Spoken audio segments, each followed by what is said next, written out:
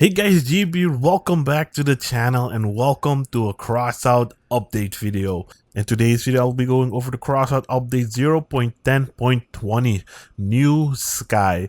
Now, you guys are familiar with the 10-year challenge, right? If we do the 10-year challenge 10 years from now, I bet Crossout will still be at 0.9 point something. I don't know, just a quick little joke. But it just takes forever to not be in beta anymore. I mean, it's a full game in my opinion. But anyways, I'm not supposed to give my opinion, just like Gloria Bulger. Now, the first thing I noticed when going through the changelog is that they did not add any vehicle packs. I'm really surprised they didn't add any vehicle packs, because usually Crossout, like, first big update, some first big pack. But I'm good. So hopefully, maybe Crossout is going in a good direction this year. I don't know. It's Gaijin Targum. I don't know. Maybe. But we'll see. Now, as for some changes to the game, they changed the clan battles. Now, if you guys remember, in December, we had a special brawl called Squad Training, where you did best 2 out of 3 battles. So you go the first round on, let's say, Founders Canyon. You battle, whoever wins, and then you go a second round. If the one team that won before wins again, they win. They're the champs. Now, in Squad Training, you got to see the opponent's builds, so I'm not sure if they will include that as well in this version of the clan battle Squad Training thingamajig. It will be interesting to see what your opponent is before you actually engage, which means you can also plan ahead. Like, oh, I'm a Reaper build, I gotta stay back, watch out for the Lance build, stuff like that. It would be interesting. Personally, I do like it a little bit, because sometimes during a match, it's gonna suck on Bridge and maybe Sector X, because those are the maps that really suck. But it's gonna be interesting, because sometimes you're in a situation like, oh snap, I could have won them, but he surprised me or whatever, or I made mistakes. So it's gonna be interesting. They also increased the clan war rewards. For first place, 50 units of uranium ore. Second place to 10 plates, 30 units. 11th to 30th, 20 units, and 31st to 60th, 10 units, which is 60th place is doable for me. 60th place. I don't know what the rewards were before, because I never got a single particle of uranium before in my life. So I joined the clan, so hopefully we do good. It's just a little bit of less time nowadays, so hopefully I'll do some good clan battles this year. Now, as for the adventure mode, they made a lot of improvements there. One that I picked up is they increased the resource pickup rate from the trash heaps.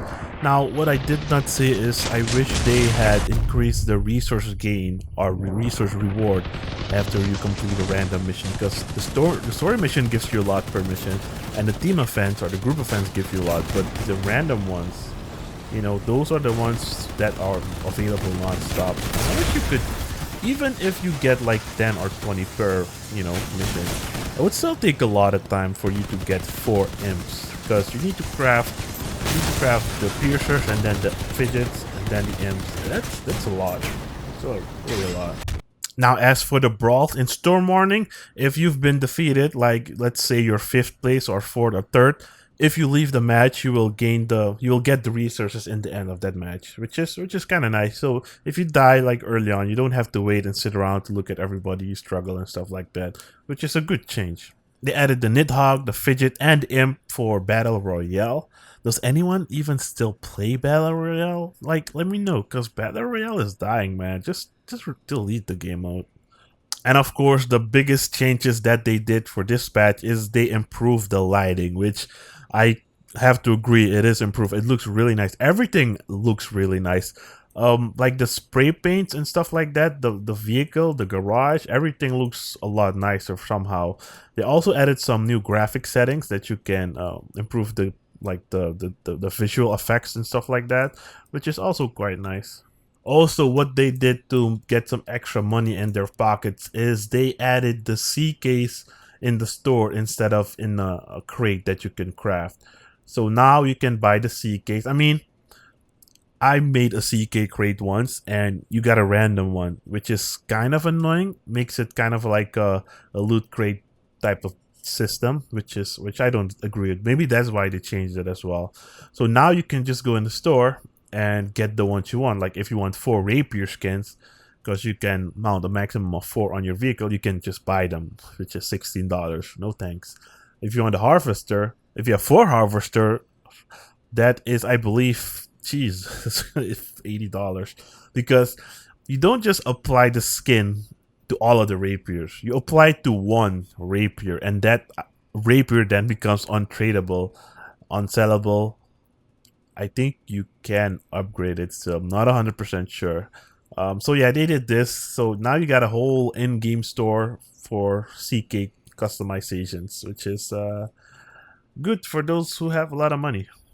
They completely changed the crow driver for Hans, which is from the Steppenwolves. I'll go over them in a second. They changed the Misty.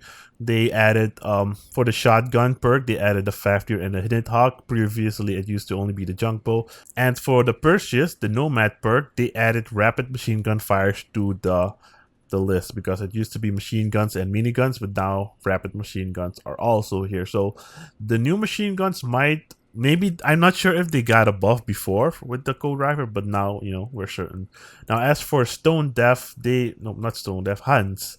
Wheel track, mechanical legs, hovers. Durability increased by 5%. Hovers as well. That's, I guess all the unique movement parts get a small buff with this. Vehicle durability increase, cannon speed, that was old. Sidekick, that was old. Clarinetto, this was the last perk. This used to be the last perk. This is old. Jawbreaker and Humpback, 5 km max speed. Caucasus, yeah. Well, I guess they didn't completely change it. They just switched them all around a bit. Now the last perk is the one I kind of want, but I'm not gonna invest in this, because 5%, you're not even gonna notice it. If it was like 20%, sure, but 5, nah, I'm not gonna notice it. As you guys might have noticed, Steel Championship is back as well for 3 days. So if you guys were a big fan of the Steel Championship, well, you can do it. I'm done with the Steel Championship. It was fun at the time, but a lot of people rage and they quit early and they got really salty, so no thanks. As for parts, they reduced the dependency of the armored car's acceleration on the increase in the mass of the car. Not 100% sure what that means in English. I know it was English, but my English isn't that good to understand that English. They also increased the overall dynamics of armored vehicles, and they added welding points for the steel mohawk part. Now, I don't have the steel mohawk, so I can't really show you that. As for the cabins, they buffed the ghost cabin a bit. The value of the bonus damage for each second in stealth when using the cabin is increased from 1% to 1.5%. So now you deal a maximum of 15% damage if you use the Chameleon Mark II and stay cloaked for the whole duration of the cloak timer, which is a small buff. You're not gonna notice a big difference. I don't like the cabin looks cool, but I don't. It's too bulky. It doesn't have a lot of mounting points. Like the whole area here is really hard to protect. So I sold mine like way back in the day. The perk, in my opinion, it should have been like 5 or 10% to make it really a useful perk, because it's really hard to stay in cloak like the entire 10 seconds, and then you have 5 seconds before the perk, the boost disappears. So it's a small buff. I think they could have done better. Unfortunately, they did not buff the icebox cabin anymore. That's a real shame. I just wish the 15% got added to the damage to angled weapons. I don't know why they scrapped it. Even 20% would have been nice. The tsunami users were gonna be really happy. But it is what it is. Now, my favorite cabin, the favorite cabin, got a nice buff. It went down in power score and it got an extra energy. So now, this build, I don't have it built yet. But no, I don't have it built yet. My perfected build, my perfected wedge build shotgun, I'll now use it with the favorite cabin, because the favorite cabin fits right between here, and I add the Apollo down below because the favorite cabin can carry more, and then I have an extra energy, and then it's bye-bye. I can add something else to this build. This build is still a lot of fun, really effective. I have fun when people are trying to harvest me with their harvesters. I really enjoy to look at them. But anyways, moving on. The Cerberus cabin or the Cerebrus cabin increased the resistance to melee damage, and the cabin's power increased by 15%. Now for the Cerberus cabin, I do have it here. Now for this cabin, they reduced the resistance to melee damage, which means if you hit something, you're still gonna get damage, but not as much. But if you guys know, like if you use this cabin, you're gonna have to have your cabin exposed. I mean, you can mount something here in front of the cabin itself. This is the engine. I call this the engine. I just wish this part was invulnerable or had like a separate health bar. Like this was like 1,000 health, and this was like, what's it? I think it's 450 durability or something. Because if you have this exposed, people are just gonna shoot this, and you're just gonna be done for sure. I wish they did something like that. Doesn't have to have my numbers, but something similar. Now on to the hovers, the changes everybody has been waiting on. A lot of people want to get them nerfed, and then there's the half that doesn't want to get them nerfed. Personally, I don't know. I can't. I don't know what to say anymore. But the hover power directly depends on the power of the cabin and the engine. The Icarus 7, each installed hover reduces the power of the armored vehicle by 5%, and the Icarus 4 by 8%. So the hovers of the Inventor's Pack will have less power on the vehicle. The tonnage of both hovers have been increased from 500 to 850 kilograms. The maximum possible speed for hovers is reduced by 12%. Now the power drain of an armored vehicle with 3 hovers or fewer will by default correspond to the power drain of the same armored vehicle with 4 hovers. So this basically means that even if you have 3 hovers or 2 hovers somehow, you will still have the power drain of 4 hovers, which is, 3 hovers used to be really fast and a little bit higher off the ground in my opinion. But now it will just, people are still going to do it to increase or decrease their power score and stuff, but I don't think it's going to be worth it. They added new decor items in forms of the spare tires, which are pretty cool. They can be found in the decor container. We got the twin tire, which is pretty nice, and of course it is super expensive because it's new. We got the big spare, which is interesting because it has a decent amount of durability, 45 points. We got the military and the spiked, the shift wheel. Now, what I saw, check this out. If you go to the engineers and you go to the decor container, this is where you find them.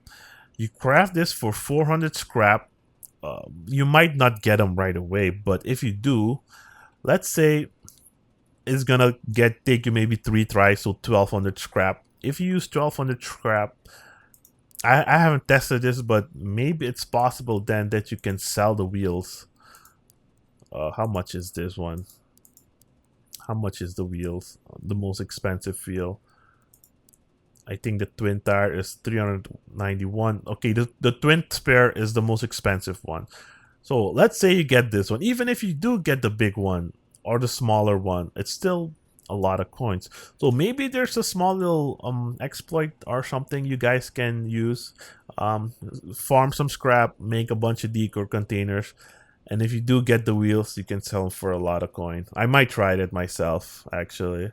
They also made a lot of changes to the interface. Everything looks a bit different. The faction tab is different. Now, if we look at the faction tab, we got 5 down here, and we got 2 up here. So maybe this year we can get 2 more or 1 more. I think 1 more faction, and then this will become smaller, and this will become smaller.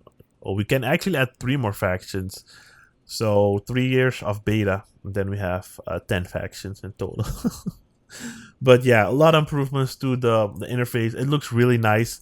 I love everything about it. Like, look at the hovers. They look kind of realistic now. They have a small little jet turbine thingamajig coming out, the steam or the heat. It looks really nice. And there's also a lot of smoke if you go into trust mode. See, a lot of smoke, which is pretty cool.